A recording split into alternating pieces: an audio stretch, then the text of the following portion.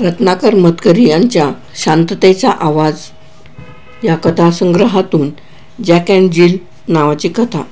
मी शाळेत गेलो तेव्हा माझी पहिली ओळख झाली ती एका परदेशी जोडीशी. शाळेत नवीन असल्यामुळे मी इतर कुणाशी फारसा बोलत नसे, पण या जोडीशी तर बोलायची गरजच नव्हती. आणि तरीही एकदम त्या दोघांविषयी इतकी आपुलकी वाटू लागली की ती आजतागायत कायम आहे. या जोडीची नावं होती जॅक आणि जिल. आडनावं त्यांना नव्हतीच. प्रथम मी आमच्या इंग्रजीच्या बाईंकडून त्यांच्याविषयी ऐकलं. नंतर त्यांना पुस्तकाच्या पानांवर पाहिलं. दोघं पाठमोरीच होती. दोघांच्या हातात मिळून एक बालडी रिकामी असूनही ती दोघांनी मिळून भरलेली असावी तशी धरलेली. रिकामी असं मला ओळखता कशावरून आलं तर त्यांच्यासमोर एक मोठी चढण काढलेली होती त्यावरून. कवितेत त्या जोडीचं वर्णन ती पाण्याची बालडी भरून आणायला डोंगरावर फार तर टेकडीवर म्हणून गेली होती असं केलेलं. अर्थात त्यांची तोंड डोंगराकडे असताना बालडी रिकामीच असणार. मला एकदम त्या मुलांविषयी कणव वाटू लागली. घरामध्ये भरलेली बालडी उचलून आंघोळीच्या मोरीत ठेवणं माझ्या जीवावर यायचं. आणि ही काटकुळी मुलं डोंगरावरून बालडी भरून आणणार. एकाला दोघं असली म्हणून काय झालं, आताच्या परिस्थितीत थोडं वेगळं वाटतं. आपल्याकडच्या दुष्काळी गावांमधल्या पाणी टंचाईच्या बातम्या वाचतो तेव्हा वाटतं पाणी आणण्यासाठी मैलोनमैल चालणाऱ्या आजच्या खेडूतांचे डोंगर चढून बादलीभर पाणी घेऊन येणारे जॅक आणि जिल हे पूर्वज असले पाहिजेत. त्यातून दुर्दैव त्या पोरांच्या पाठीमागच लागलेलं. पाणी भरून परत येताना जॅक टेकडीवरून घसरतो आणि गडगडत खाली येतो. असं गडगडणं त्यावेळी खोटं वाटलं होतं. पण नंतर हिंदी चित्रपटात माणसं जिन्यांवरून लहानशा निमित्ताने सुद्धा कोसळतात आणि गडगडत येऊन पायऱ्यांच्या तळाशी आडवी पडताना पाहिली तेव्हा ते खरं वाटलं. जिन्याच्या तळाशी पसरलेल्या त्या माणसाचं एकदम प्राणोत्क्रमण तरी व्हायचं, नाहीतर नेमकी त्यांच्या कपाळाला खोक पडायची. जॅकचंही त्यातलंच एक होतं. म्हणजे कपाळाला खोक पडण्यावर निभावतं. बालडी लवणल्यामुळे सगळं पाणी सांडून जमिनीत जिरतं आणि ते भरण्याची सगळी मेहनत वाया जाते हे तर उघडच आहे. पण मला सगळ्यात आश्चर्य वाटतं ते कुमारी जिलचं. बालडी वाचवणं तिला अशक्यच होतं, पण निदान तिने घसरणाऱ्या जॅकला तरी हात द्यायचा. बरं, तेही तिला जमलं नाही तर नाही. उलट ती देखील जॅकच्या पाठोपाठ अगदी तशी गडगडत आली. And Jill came tumbling after. आता तिलाही खोक पडली की तिची कोपरं ढोपरं फुटली की बरगड्या मोडल्या. हे काही त्या कवितेत सांगितलेलं नाही, कारण कविता तिथेच संपलेली आहे.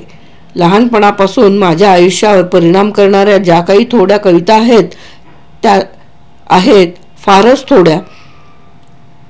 कारण कविता आयुष्यावर परिणाम करते हेच मला पटायला कठीण जातं.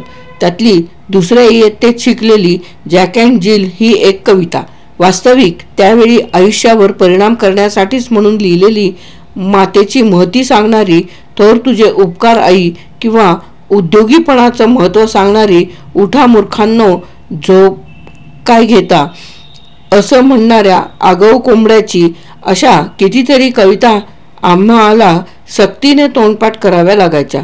त्या लांब कवितांमधला उपदेश मी कधीच विसरून गेलोय, किंबहुना तो वास्तवापासून कितीतरी दूर असलेला आदर्शवादी उपदेश लवकरात लवकर विसरणं योग्य हेच मी शिकलोय.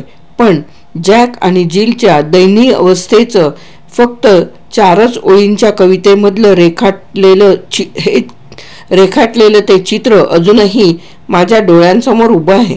कारण त्या कवितेमध्ये काहीही आदर्शवादी नव्हतं.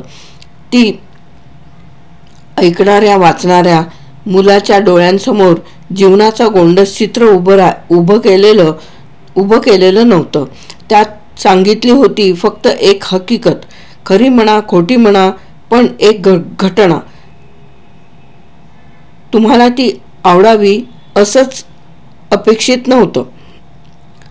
तुम्हाला ती आवडावी असंही अपेक्षित नव्हतं आणि कशाला आवडेल तशी ती निराशावादीच होती.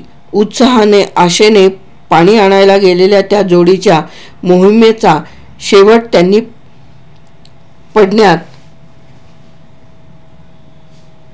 त्यांना जखमा होण्यात आणि त्यांचं पाणी सांडून जाण्यात व्हावा हा कुठला न्याय. पण हे चांगलं झालं किंवा वाईट झालं असं काहीही त्या कवितेत सुचवलेलं नाही.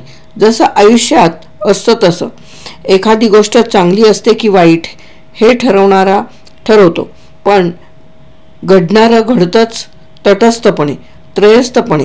त्याच्यावर भाष्य करणारा नुसतं काय घडलं ते सांगेल त्याप्रमाणे त्या 4 ओळींत एक घटना अगदी त्रोटकपणे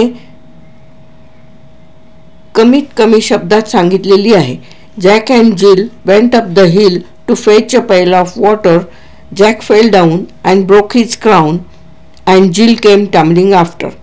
या नर्सरी राईममध्ये, बालगीतामध्ये हेही सांगितलेलं नाही की जॅक आणि जिल हे एकमेकांचे कोण होते. ती भावंडे होती का, ज्या अर्थी ती एकच बालदी घेऊन निघाली होती त्या अर्थी ती एकाच घरातून बाहेर पडली असावीत. किंवा असंही असेल की ती दोघं मित्रमैत्रीण असतील. जिलच मुळात बालदी घेऊन पाणी भरायला निघाली असेल, कारण केवळ आपल्याकडेच नाही तर सबंध जगभर मुलीच ही कामं करतात आणि स्त्री दाक्षिण्य म्हणा किंवा जिलवरच्या प्रेमामुळे म्हणा जॅकने बालडीला हात लावला असेल. या आपुलकीची परतफेड म्हणून जिलने जॅक पडल्यानंतर सांभाळून डोंगर उतरण्याची खबरदारी घेतली असावी. उलट जॅकच्या पाठोपाठ स्वतःलाही झोकून दिलं असावं. त्याचं जे काय झालं तेच माझं होईल अशा विचाराने. जिलच्या गडगडत येण्याचं हेच स्पष्टीकरण मला अधिक पटण्यासारखं वाटतं. कधी कधी मी काही प्रेम प्रकरणांमधली दोघंही जण विनाशाकडे गेलेले पाहतो तेव्हा ही कविता मला फार आठवते. एखादं जोडपं ऐन उमेदीत आयुष्याशी झगडायला म्हणून निघालेलं असतं, पण काहीतरी होतं आणि कुठल्या तरी निमित्ताने पुरुषाचं अधपतन होतं. स्त्री त्याला योग्य वेळी सावरू शकत नाही. उलट तिचीही उमेद खचते. तीही त्याच्यामुळेच आयुष्यातून उठते. Jack fell down and Jill came tumbling after. असंच त्यांचंही होऊन जातं. काचेचा एखादा चिमुकला मणी घेऊन तो सूर्यप्रकाशात फिरवून फिरवून पाहावा आणि प्रत्येक वेळी नवी रंगछटा दिसावी. तसं माझंही 4 ओळींची नर्सरी राईम आठवताना आजवर अनेकदा झालंय.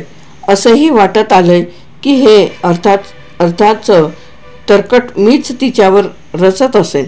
मुळात 100-150 वर्षापूर्वी कुणातरी रिकामटेकड्या लोककवीने त्या 4 ओळी डोक्यात आल्या तशा लिहिल्या असतील.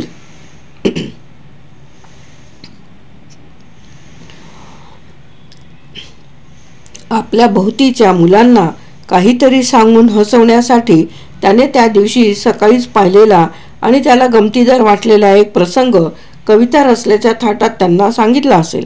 फारसा प्रतिभावंत नसल्यामुळे त्याला तो प्रसंग धड खुलवताही आला नसेल. नुसतं काय घडलं हे सांगून वर तो फिदी हसला असेल. हो, अशी शक्यता आहे की जॅक आणि जिल या मुलांबद्दल त्याला काडीचाही सहानुभूती नसेल. उलट असंच वाटत असेल की या नालायक कार्ट्यांना एक काम धड करता येत नाही. एक बालडीभर पाणी आणायला सांगितलं तर कपाळं न ढोपरं फोडून परतली.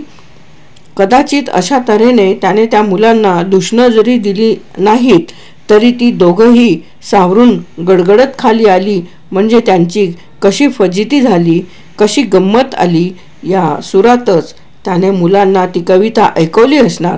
आणि पोरं तर काय, भलतीच ईर्षाल असतात. मूल जन्मतः आपमतलबीच असत. दुसऱ्याबद्दल त्याला कणभरही आपुलकी नसते. पुढं संस्कारांनी ते समाजात राहण्याच्या लायकीचं होतं. हे निरीक्षण जुनत आहे. तर अशा या दुष्ट पोरांना कुणी पडलं गडगडलं म्हणजे तर काय, ती टाळ्या पिटून हसायची संधीच. जॅक अँड जिलचं अपयश पोरांना आजतागायत गमतीदार वाटत आलंय ते यामुळेच. जी परंपरेने चालत आलेली बालगीतं असतात त्यांच्यात आदर्शवादी काही नसतं. पूर्वीच्या काळी कुणी समाज सुधारावा यासाठी गाण्यांना कामाला झुंपत नसे. भोळ्या बाबड्या मनाला दुसऱ्याच्या फजितीचं हसू येई आणि ते बळेच लपवण्याची गरजही वाटत नसे. म्हणून आपल्याकडेही देखील कवींनी जाणीवपूर्वक लिहिलेल्या बालगीतांच्या आधीच्या गाण्यांमधून पावसाला खोटा पैसा देऊन गंडवणं, मडकं वाहून जाणं, तुपात माशी पडून चांदोबा उपाशी राहणं, दुकानाची किल्ली हरवणं असल्या अपघातांचीच वर्णनं आहेत. आपली पारंपरिक गीतं सर्व भाषांमधून विखरली आहेत. तर इंग्रजांच्या नर्सरी राईम्स एकाच भाषेत असल्यामुळे त्यांचा बराच मोठा संग्रह उपलब्ध आहे. तेव्हा या राईम्समध्ये फजिती झालेल्यांची संख्याही तुलनेने अधिक दिसते. मेंढीने मेरीबरोबर शाळेत जाऊन तिथे घातलेला धुमाकूळ, कुत्र्यासाठी एक तरी हाड मिळतं का ते पाहायला गेलेल्या म्हाताऱ्या हबड बाईंवर, ठणठणीत रिकामं कपाट पाहण्याची आलेली वेळ, बुटात राहणाऱ्या आजीबाईची मुलांना आवरता आवरता होणारी त्रेधा तीरपीट, मिस मफेटला कोळ्याने घाबरवून सोडणं, तर वाड्यातल्या दाईचं नाक कावळ्याने पळवणं, अशा हजारो फजित्या नर्सरी राईम्समध्ये होतात. मुलांना त्या खऱ्याखुऱ्या वाटतात. ती आनंदाने टाळ्या पिटतात. जॅक अँड जिल ही या अशा अगणित फजित पावन माणसांपैकीच दोघं, एक मुलगा आणि एक मुलगी, जणू अखिल स्त्री पुरुषांचे प्रतिनिधी, काम करू पाहणारे, अपयशी होणारे, इतरांना आपल्या फजितीची गंमत चाखू देणारे जखमी. ती दोघं परत उठून स्वतःच्या किंवा एकमेकांच्या जखमा पुसून त्यावर फुंकर घालून पुन्हा नव्या उत्साहाने पाणी आणायला गेली असतील का? आपल्याला तशी आशा असेल. आपल्यात यश मिळेपर्यंत पुन्हा पुन्हा प्रयत्न करायची धमक असेल.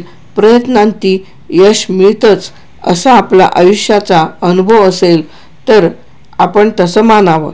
बालगीत तसं काही सांगत नाही.